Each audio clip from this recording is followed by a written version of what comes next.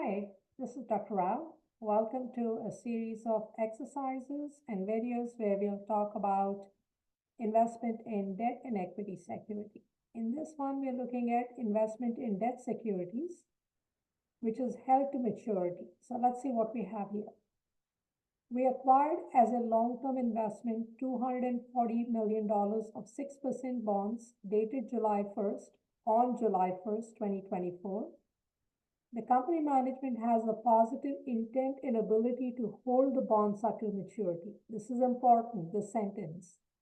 Just because I say I want to hold it to maturity doesn't mean that I can hold it. I should have the ability as well. The market interest rate is 8% for bonds of a similar risk and maturity at the time of issue when I purchase these bonds. We paid $200 million. Think about it. They're offering 6%. I could go somewhere else and get 8%, so I'm not going to pay the full $240 million. So obviously I got a discount, a really nice discount of $40 million. The company will receive interest semi-annually on June 30th and December 31st. As a result of changing market conditions, the fair value of the bonds at December 31st, 2024 is $210 million. So lots of information given over here. Let's see what they've asked us to do. First is to prepare the journal entry when the bonds are purchased. So let's start with that. That's fairly straightforward. I got an investment. At maturity, I will receive $240 million. So I will debit the investment account, investment in bonds, and that's going to be for $240 because that's what I'll get at maturity. Now, how much cash did I pay? I paid only $200 million. So that $40 million is a discount for me. I'm the investor. For me, that's good. I paid 200 instead of 240. I will get interest on 240 and 240 will be returned to me at maturity.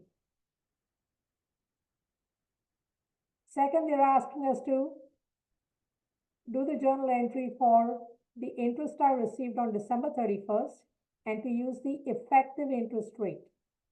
For the effective interest rate, I will use that market rate of 8%. So let's start out with what happens on December 31st. I receive cash.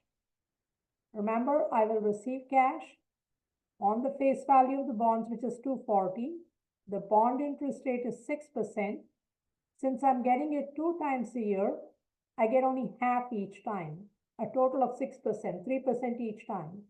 So 240 times 6% times half is how much cash I have received. This is check in the mail. I got this number, $7.2 million.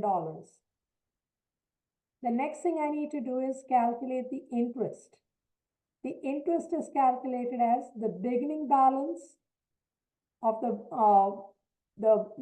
book value of the bonds, which is always how much cash I have paid. So you take this number, multiply that by the 8% market interest rate, multiplied by half because this is semi-annual.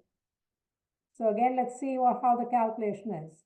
200, which is how much cash I paid, that's the beginning book value, times 8%, that's a market interest rate, multiplied by half. This is the interest revenue. So the interest revenue works out to $8 million. This balancing figure that you have, that is the amortization of the discount on investment. I'm writing off this discount each time I get interest. So eventually what's going to happen if I hold it all the way to maturity? I keep amortizing this discount every time I receive the cash for interest. Eventually it'll become zero. Eventually the book value will be exactly equal to the face value, which is 240. Okay.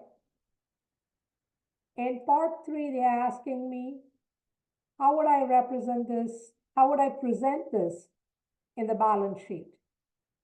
So the balance sheet on December 31st, I will have investment in bonds, and that number is 240. This is this number, 240. However, I have this contra account discount on investment. How much do I have in discount on investment on December 31st after I do this journal entry? Discount on investment, let me highlight that over here in a different color. Discount on investment was 40 million credit. I debited it for 0.8 million. So what I'm left with is $39.2 million. So my bonds, investment in bonds, the net number or the book value or carrying value is 200 million.8, which is the face value minus the discount. Again, face value is what I will get at the end of the life. So if I hold it to term, which I intend to do, I have the intention and the ability to hold, I'll get 240. But this 40 that I have the discount, I need to keep amortizing using the effective interest rate method. So the next period, when I calculate the interest, it'll be 200.8 times 8% times half. So each time the interest revenue keeps changing, which means the balancing figure will also change. The cash I'm going to receive is not going to change. Every time it's going to be the same thing. 2 times a year, I get $7.2 million. Now let's come to part 3. Or actually, before we get to part 3, in part 2, we are asking you, why do I have this presentation? Well, that's because the company said they have the intention and the ability to hold to maturity. So we are saying it's held to maturity, which means I need to use the amortized cost method. That's why I did the second journal entry, and that's why I have this presentation over here. Now let's come to part 4. They tell us that suppose Moody's bond rating agency downgrade the risk rating of the bonds, motivating us to sell the investment. That's a couple days after into the new year for $190 million. Prepare the journal entry to record the sale. So I decided to unload the investment, although I had said I want to keep it to maturity. Because I got some news, I decided I'm going to sell this. So what do I have here? I got cash. How much cash did I get? I got 119 in cash. My investment in bonds, that number was 240. Remember, I expected to get 240. Yeah, I will get 240 at maturity, hopefully. But I've decided I don't want to keep it anymore. I'm getting rid of it. Now, what do we know about all these asset accounts? Any asset account. If there's any associated account with it, if I get rid of the asset account, I need to get rid of the associated account as well. So I have the asset, the associated account is the discount on investment.